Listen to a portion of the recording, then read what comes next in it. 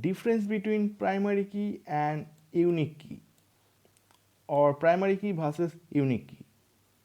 Our first criteria is basic. So what is primary key and what is unique key?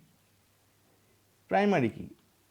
It is used to serve as a unique identifier for each row in a table, and unique key, it is also uniquely determined row that is not defined as a primary key. That means all primary key are unique key, but all unique key are not primary key. Okay, just remember.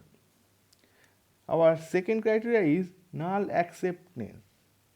Okay, primary key does not accept null value, but in unique key are accept null value. Okay, that's a difference between unique key and primary key. So primary key equal to unique key plus not null, but unique key is unique key. Okay, so primary key are all unique, but unique key are not primary key. Okay, our next criteria is number of the key that can be defined as a table. Remember always, one table only one primary key.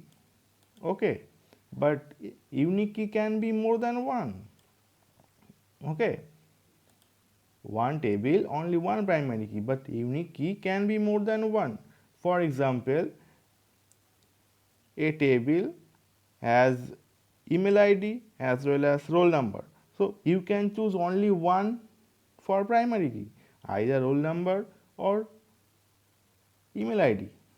Okay, because roll number is all different for all student, and email ID also, but which is take for primary key, that is primary key. But in this table both are roll number and email ID are unique key. Okay, but primary key is what you choose, either email ID or roll number, but can't be both. Our next criteria is index. Okay, index.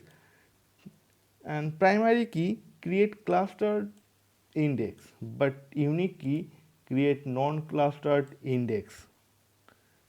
That is all about primary key and unique key. Thank you for watching.